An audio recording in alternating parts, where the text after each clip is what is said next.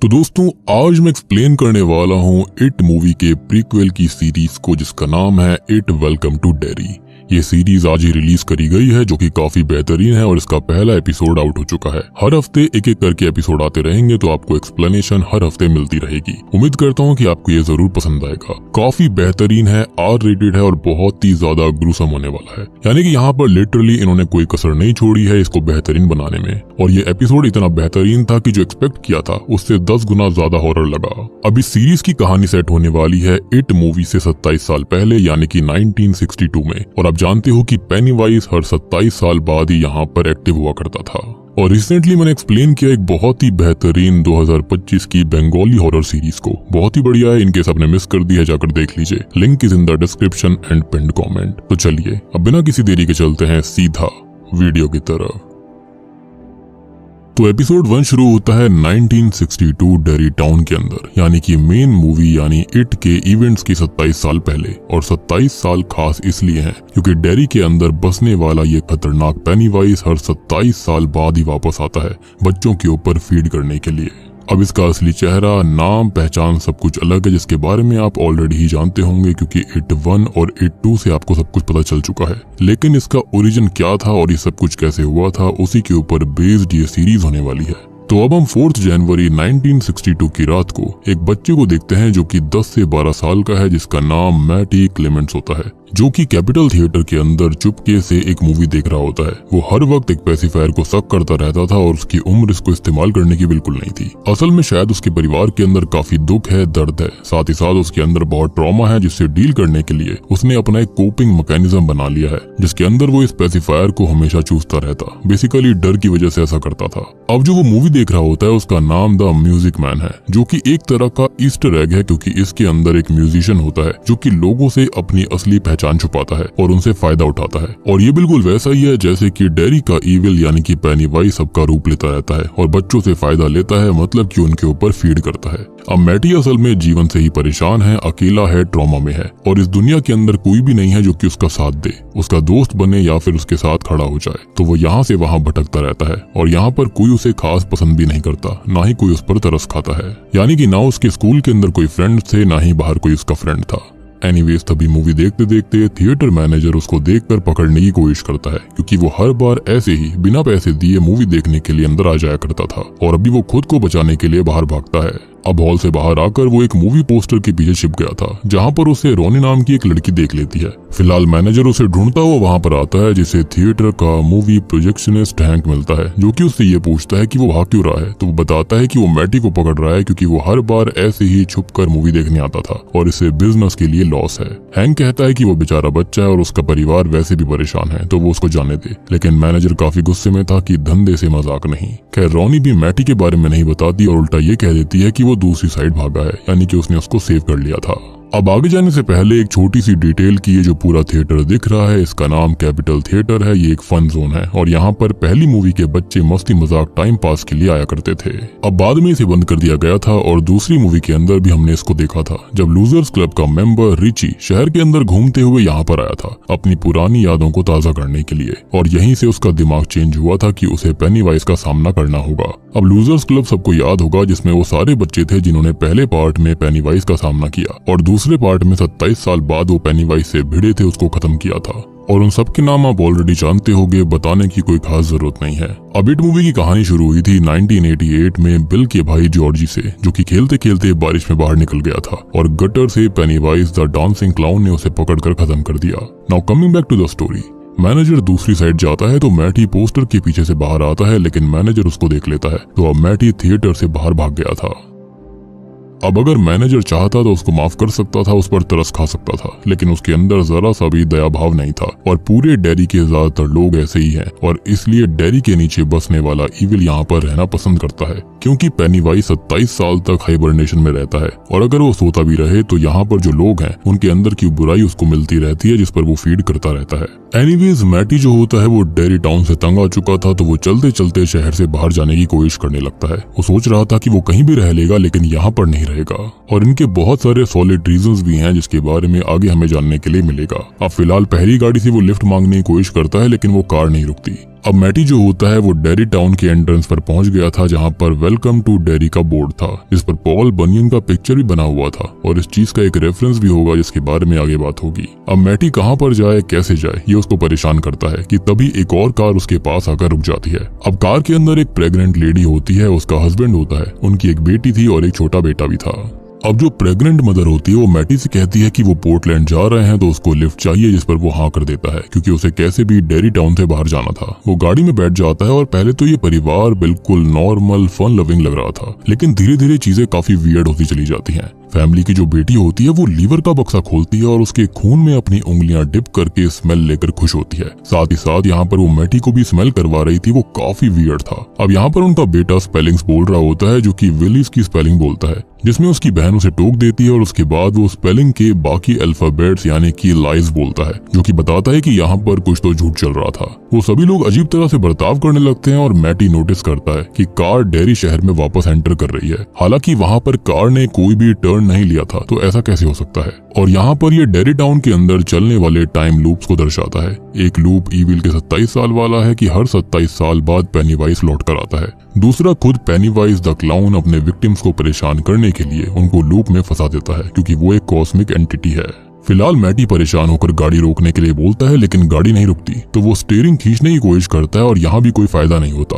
उल्टा उसका हाथ उस मदर के वूम पर लग गया था। अब मदर के पेट में दर्द होना शुरू हो गया था और वो यहीं पर बच्चे को जन्म देने लगती है और ये काफी R-रेटेड सीन था। अब बहुत ही अजीब तरह से वो बच्चा जन्म लेने लगता है और वो पैदा होता है, जो कि एक म्यूटेटेड मॉन्स्टर जैसा बच्चा था जिसके पंख भी थे, वो उड़ सकता था। अब हम जानते हैं कि इट क्या करता है। वो अपने विक्टिम्स के सबसे बड़े डर और ट्रॉमा का रूप लेकर उन्हें हॉन्ट करता है और मैटी का बचपन, उसका जन्म खुद एक ट्रॉमा था और वो दूसरा हमेशा अपनी मुसीबत से भागना चाहता था, मींस दूर उड़कर कहीं जाना चाहता था। तो ये म्यूटेटेड बच्चा उसके ही डर का एक रूप है। अब वो बच्चा गाड़ी में यहाँ वहाँ उड़ने लगता है और फाइनली मैटी के ऊपर हमला कर देता है और मैटी डर के मारे पेसिफायर चूस रहा था, लेकिन अचानक से ही शीशा तोड़कर ये पेसिफायर सीधा नीचे सीवर के अंदर गटर में जा गिरता है और हमको इंट्रो दिखाया जाता है, it welcome to the dairy, यानी कि मौत की शुरुआत यहीं से हो चुकी थी।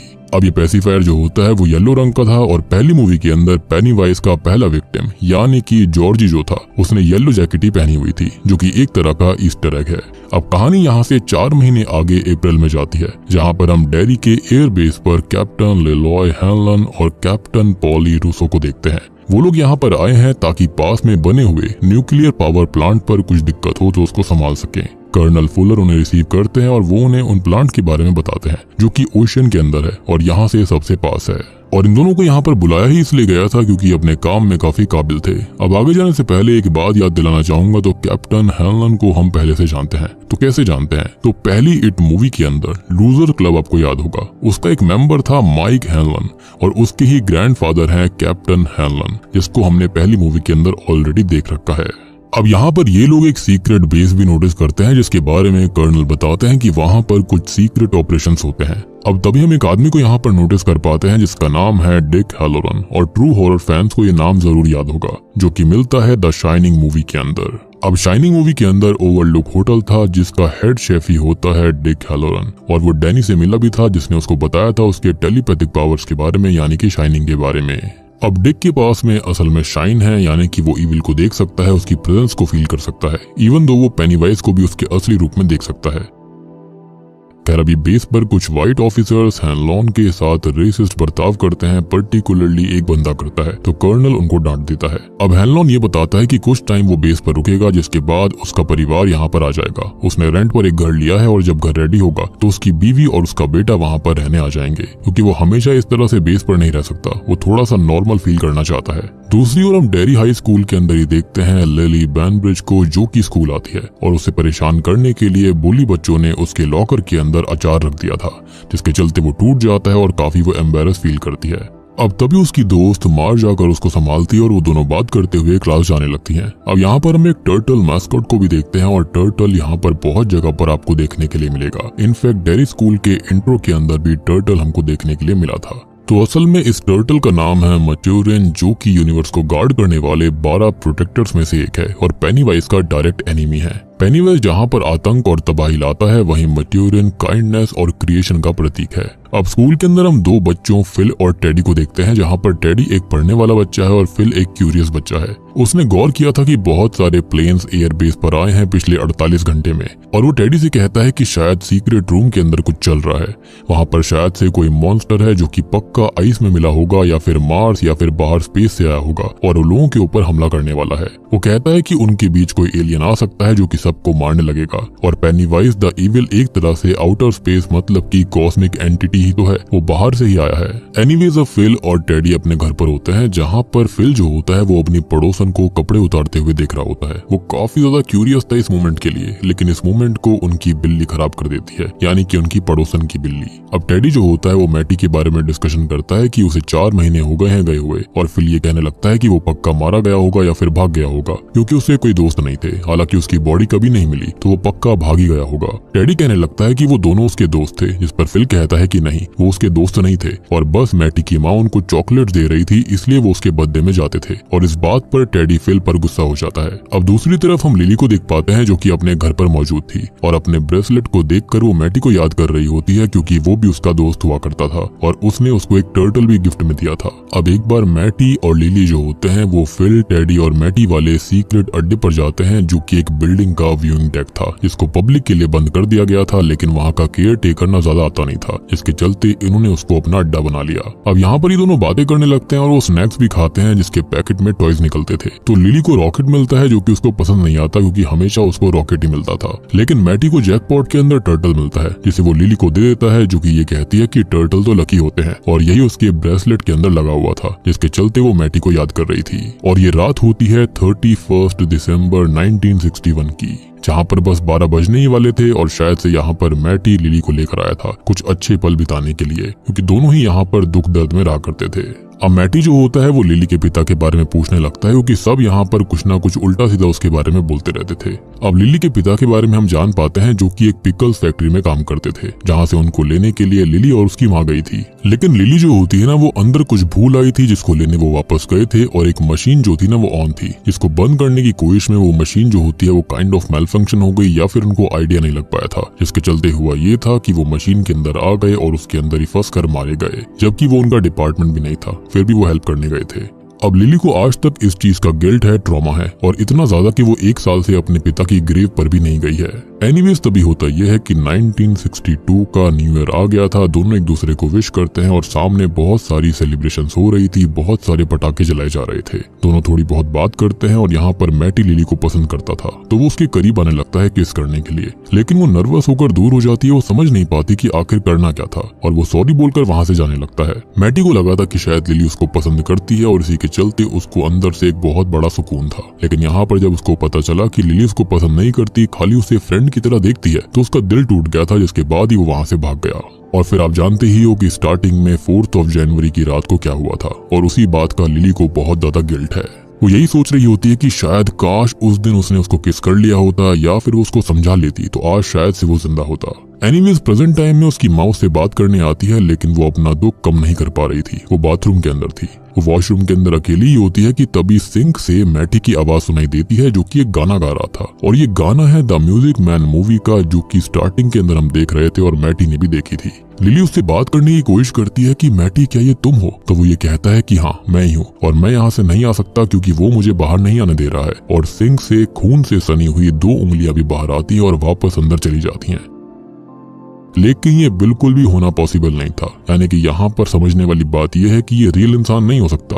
इतने महीने तक गटर के अंदर जिंदा कैसे रहेगा, और इतनी पतली सी पाइप से उंगलियां अंदर कैसे आएंगी। तो हम जानते हैं कि यहाँ पर ये काम किसका है। ये सारा का सारा काम इट का था, यानी कि पेनीवाइज का था। एनीवेज अब अगले दिन लिली ये सारी बातें मार्ज को बताती है, तो वो ये कहती है कि ये सब वो किसी से भी ना कहे, नहीं तो सब वैसे ही उसको सनकी कहते हैं और ज्यादा सनकी बुलाएंगे। जिस पर लिली कहती है कि मार्ज को उसकी फिक्र नहीं है, बल्कि वो ये सोचती है कि वो लिली के साथ रहेगी तो लोग उससे भी सनकी ना समझे। और लिली इससे दुखी होकर वहाँ से चली जाती है। उसे लग रहा था मार्ज उसकी फ्रेंड है, लेकिन ऐसा नहीं था।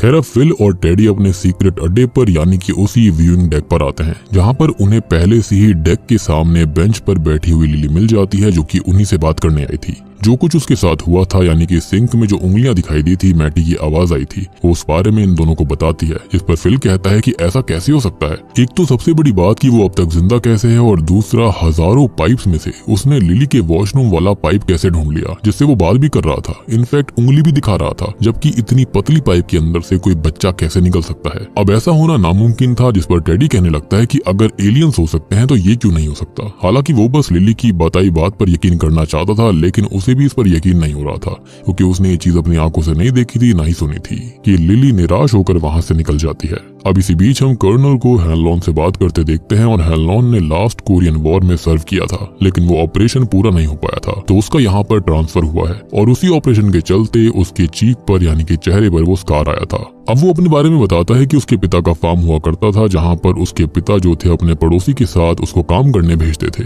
लेकिन उसने आर्मी ज्वाइन करने का मन बनाया क्योंकि उसको वो काम पसंद नहीं था। अब कर्नल अपने बारे में बताते हैं कि उसके पिता खुद आर्मी में थे, जिन्होंने बहुत सारे वॉर्स लड़े थे, तो उसने भी आर्मी ज्वाइन करी थी, जिससे उसके पिता को उस पर काफी गर्व हुआ था। अब वो हैनलॉन को ये भी बताते हैं कि जिस सोल्जर ने उसको सैल्यूट नहीं किया था शुरुआत में, उसकी इंसल्ट करी थी, तो उसको पनिशमेंट मिल चुकी है, वो 1 हफ्ते तक पोटी साफ करेगा। मीनवाइल टेडी अपने घर पर था, जो कि अपने पिता से ये पूछता है कि क्या कोई किसी बच्चे को 4 महीने तक सीवर के अंदर यानी कि गटर में कैद करके रख सकता है, वो जिंदा रह सकता है। जिस पर वो कहते हैं कि वो लोग ज्यूस हैं जिन पर बहुत अत्याचार हुए थे, उनकी चमड़ी निकालकर लैम्प शेड बनाए जाते थे, मतलब कि लैम्प के बल्ब के ऊपर जो कपड़ा रहता है ना, उसे लैम्प शेड कहते हैं। तो उन्होंने रियल हॉरर देख रखा है, और टेडी फिक्शनल हॉरर के बारे में सोचना छोड़ दे। हालांकि उनको नहीं पता था कि टेडी कॉमिक की बात नहीं कर रहा था, बल्कि रियल लाइफ की बात कर रहा था, लेकिन उनको ऐसा लगता है कि शायद वो कॉमिक्स पढ़ पढ़कर उसका दिमाग खराब हो चुका है। अब अपने रूम में आकर टेडी डिटेक्टिव कॉमिक पढ़ने लगता है, जिसको आज सब डीसी कॉमिक्स के नाम से जानते हैं। और अब उसके रूम की लाइट जो होती है यानी कि लैंप होता है, अपने आप ही बंद होने लगता है। वो अचानक से लैंप को देखता है तो उस पर भयानक चेहरे बने हुए थे, मतलब वही स्किन से लैंप शेड बने हुए थे जिसके बारे में उसके पिता ने जिक्र किया था, जिससे वो डर भी गया था। अब वो चिल्लाने लगता है तो उसका भाई रूम के अंदर आता है, और अब तक सब कुछ नॉर्मल था, और उसका भाई उसकी इन हरकतों से परेशान हो जाता है, अपसेट हो जाता है, ये बोलते हुए कि क्या वो वाकई में भाई हैं। अब अगले दिन टेडी जो होता है वो लिली को और फिल को इस बारे में बताता है। फिल कहता है कि इसका मतलब ये है वो अकेला ही बचा है इस चीज को देखने के लिए, और उसको यहाँ पर टेडी की बात पर यकीन था क्योंकि वो उसको बचपन से जानता था, और जब भी वो सच बोला करता उसे वॉमिट हुआ करती थी, जो कि आज हो रही थी। तो फिल को 100% भरोसा हो गया था कि लिली और टेडी के साथ जो कुछ भी हुआ है वो सच है। अब वो फैसला करते हैं कि वो इसके बारे में किसी को तो बताएंगे, लेकिन उनको पता था कि अगर ऐसा किया तो सब उसको पागल समझेंगे और उनको इधर उधर भेज देंगे, जो कि वो नहीं चाहते थे। अब वो डिसाइड करते हैं कि वो किसी और को इसके बारे में नहीं बताएंगे, और पहले खुद पता लगाने की कोशिश करेंगे कि ये हो क्या रहा था। और इसके लिए वो जाते हैं लाइब्रेरी के अंदर, जहाँ पर उनके साथ फिल की छोटी बहन सूजी भी आ गई थी। अब ये लोग न्यूज़पेपर आर्टिकल पढ़ते हैं जिसमें बताया गया था कि पुलिस को शक था कि मैटी को उसके पिता या फिर किसी और ने मार दिया, लेकिन उनके हाथ कभी कोई सबूत नहीं लग पाया। और जब वो गायब हुआ था तब लास्ट उसे रोनी ने देखा था, और रोनी वही है जिसने उसको शुरुआत में थिएटर में बचाया था।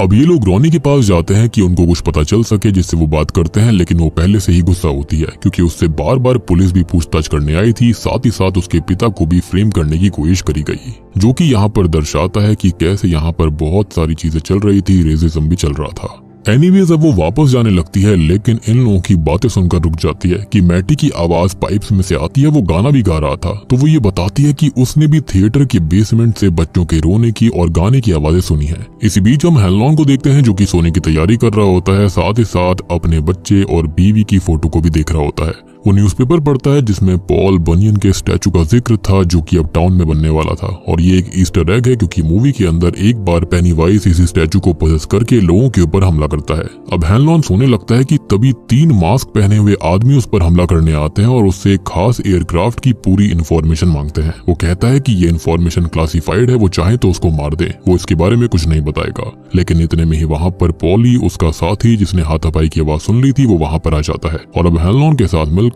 इन तीनों को पीटने लगता है, लेकिन वो तीनों मौका पाकर यहाँ से भाग जाते हैं। अब देखो यहाँ पर ये जो हमला है ना, मुझे लगता है कि पक्का कर्नल ने करवाया होगा उसकी बहादुरी देखने के लिए कि वो क्लासिफाइड इन्फॉर्मेशन को अपने तक रख सकता है या फिर नहीं। और मुझे ऐसा लगता है कि अब वो उसको अगले एपिसोड में ऐसा कुछ बताएंगे जो कि काफी खतरनाक होगा। एनीवेज अब हम फिल, लिली, टेडी, रोनी और सूजी को देखते हैं, जिनको रोनी थिएटर लेकर आई थी, यानी कि द म्यूजिक मैन दिखाने के लिए, क्योंकि मैटी पाइप से उसी मूवी का गाना गा रहा था। अब रोनी प्रोजेक्शन रूम के अंदर ही थी और वहां से वो मूवी को शुरू करती है। यहाँ पर मैटी को याद करके फिल, टेडी और लिली रोने लगे थे। जहाँ पर फिल और टेडी इसलिए रोते हैं क्योंकि मैटी का कोई भी फ्रेंड नहीं था और वो उन दोनों का दोस्त बनना चाहता था, लेकिन वो कभी बन नहीं पाए, या फिर ये कह सकते हैं कि उन्होंने कभी उसको अपना दोस्त बनाना नहीं चाहा। वो उसे एक बार ही सीक्रेट अड्डे पर लेकर गए थे और मैटी की माँ ने उन दोनों को कैंडी भी दी थी ताकि वो लोग उसके बर्थडे में जाएं, क्योंकि कोई और नहीं आता था। लेकिन वो लोग गए तक नहीं थे, भूल गए थे, जिसका दुख उन्हें अब हो रहा था। वो सोचते हैं कि काश वो उस दिन चले जाते तो शायद आज वो जिंदा होता, लेकिन कैसे जिंदा हो सकता था। तो असल में 4 जनवरी को ही मैटी का बर्थडे था। अब मैटी की माँ ने कोशिश करी थी कि वो अकेला ना रहे और इन दोनों को कैंडी देकर घर में बर्थडे पार्टी के लिए इनवाइट किया था, लेकिन ये दोनों वहाँ पर गए तक नहीं, बल्कि उससे मिले भी नहीं थे क्योंकि वो भूल गए थे। अब उस दिन वो अकेला रहा था और वो लिली को चाहता भी था और उसे लगा कि शायद वो आएगी, लेकिन वो भी नहीं आई। अब यहाँ पर गिल्ट इन लोगों को भी परेशान कर रहा होता है, जहाँ पर फिल और टेडी मैटी के दोस्त नहीं बन पाए और लिली, जिसको कोई भी पसंद नहीं करता था, सिर्फ मैटी करता था, वो उसे समझ नहीं पाई, रोक भी नहीं पाई और आज वो उनके बीच में नहीं था। यानी कि लिली के साथ जैसे और लोग ट्रीट करते थे, उसने सेम तरह से यहाँ पर मैटी को ट्रीट किया था। खैर अब अचानक से उनको मूवी के अंदर मैटी दिख जाता है और वो कार वाले 2 बच्चे भी मूवी के अंदर हम देख पाते हैं। अब मूवी के अंदर मैटी जो होता है वो उनसे बात करने लगता है और उसके हाथ में एक बच्चा भी था। खैर अब वो उन तीनों से ये कहता है कि ये उसकी गलती है और ईविल तरह से हंसने लगता है, यानी कि उनकी वजह से ही वो आज उनके बीच में नहीं था, ऐसा वो उनको बोल रहा था, उनको और ज्यादा गिल्ट फील करवा रहा था। जबकि हम जानते हैं कि ये मैटी नहीं है बल्कि ये इट ही था। खैर उसके हाथ में एक बच्चा भी था जिसको वो अचानक से छोड़ देता है और वो बच्चा वही मॉन्स्टर बेबी है जो कि मूवी की शुरुआत में दिखाया गया था। और अब ये बच्चा जो होता है वो चल रही मूवी से बाहर निकलकर इन सब के ऊपर हमला करने लगता है। अब ये खतरनाक डिमोनिक बच्चा फिल और टेडी को पकड़कर हवा में ले जाकर उनके टुकड़े कर उनको खत्म कर देता है। और यहाँ प्रोजेक्टर रूम के अंदर से रोनी भी उनको देख रही थी, जो कि बहुत ही ज्यादा डर जाती है। अब लिली जो होती है वो चेयर के नीचे छुपकर सब कुछ देख रही थी, जिसको सूजी दिखाई देती है, जिसे वो बचाने के लिए उसका हाथ पकड़ती है, लेकिन मॉन्स्टर उसके ऊपर भी हमला कर देता है, उसे ले जाता है। अब तक रोनी को प्रोजेक्टर रूम के अंदर इट की शक्तियों ने वहाँ पर उसे बंद करके रखा हुआ था, लेकिन वो किसी तरह से रूम से बाहर निकलती है, जो कि लिली को मूवी रूम से बाहर निकालती है। लिली ये कहने लगती है कि उस मॉन्स्टर ने सबको मार दिया। यहाँ पर रोनी पूछती भी है कि किसने मार दिया, वो क्या बात कर रही है, और तभी वो अपने हाथ को नोटिस करती है तो उसके हाथ में सूजी का आधा कटा हुआ हाथ था, यानी कि अब तक ये था कि वो भी मारी जा चुकी है। और अब इसको देखकर उसे एहसास होता है कि आखिरकार वहाँ पर हुआ क्या, जिसको देखकर वो बहुत तेज से चिल्लाती है और बूम। इसी के साथ में पहला एपिसोड यहीं पर खत्म हो जाता है। तो दोस्तों ये था it welcome to the dairy episode 1 का एक्सप्लेनेशन। उम्मीद करता हूँ कि आपको episode 1 with in depth explanation और ईस्टर एग्स पसंद आया होगा। अब देखो, जो कुछ डिटेल्स मैं बीच में नहीं बता सकता था उनके बारे में आपको बताता हूँ। तो टेडी का सरनेम है ओरिस, जो कि एक जीव है, और इट के दोनों पार्ट्स में लूजर्स के एक मेंबर का नाम होता है स्टैनली ओरिस। और टेडी खुद तो मारा गया था, लेकिन उसका एक बड़ा भाई मौजूद था, जो कि आगे चलकर मोस्ट प्रोबेबली स्टैनली का ही पिता होगा, या फिर ऐसा ही कुछ हो सकता है, उनके खानदान का ही कोई होगा, क्योंकि यहाँ पर सिमिलर सरनेम होना कोई भी कोइंसिडेंस नहीं है। अब देखो, सबसे पहला रेफरेंस और ईस्टर एग तो यही है, यानी कि पॉल बनियन का स्टैचू, जिसके बारे में मैंने आपको बताया भी था कि इट ने इसको ही कंट्रोल करके हमला भी किया था। दूसरा है यहाँ पर टर्टल रेफरेंस, यानी कि मैचोरिन का। तीसरा यहाँ पर हमने देखा था स्कूल के अंदर एक बाथरूम स्टॉल वाला सीन, जहाँ पर एल्विन मार्श का ग्राफिटी बना हुआ था, जो कि यहाँ पर दर्शाता है किसको, यानी कि बेवर्ली मार्श के अब्यूजिव पिता को, जिसका नाम एल्विन मार्श था। उसके बाद में आता है डीसी कॉमिक्स का रेफरेंस, जो कि यहाँ पर टेडी पढ़ रहा था। तो उम्मीद करता हूँ कि आपको ये एपिसोड पसंद आया होगा, एक्सप्लेनेशन अच्छा लगा होगा। अच्छा लगा है तो वीडियो को लाइक कर दीजिए, चैनल को सब्सक्राइब कर लीजिए, ताकि बाकी सारे एपिसोड्स का नोटिफिकेशन आपको जल्दी से जल्दी आ जाएगा, क्योंकि हर हफ्ते एक एपिसोड आने वाला है। और ये जो सीरीज रहने वाली है उसके अंदर 3 सीजन्स होंगे। पहला सीजन इसी साल खत्म हो जाएगा, जिसके बाद में अगला सीजन भी आने वाले सालों में आता रहेगा। और ये बिल्कुल फ्रॉम सीरीज की तरह है, जैसे कि फ्रॉम सीरीज के एपिसोड जो थे वो हर हफ्ते रिलीज हुआ करते थे, ये बिल्कुल सिमिलर उसी की तरह है। तो 2026 में फ्रॉम का सीजन 4 भी आने वाला है, तो उसके लिए भी चैनल को सब्सक्राइब कर लेना, क्योंकि सबसे पहले एक्सप्लेनेशन सबसे इन डेप्थ वाली यहीं पर मिलेगी। और रिसेंटली मैंने एक्सप्लेन किया है एक बहुत ही बेहतरीन बंगाली हॉरर सुपरनैचुरल सीरीज को, इनके सामने मिस कर दिया, जाकर देख लो, बाय गॉड मजा आ जाएगा। Link is in the description and pinned comment. तो मैं आप सबको मिलता हूँ अगली वीडियो के साथ में, तब तक के लिए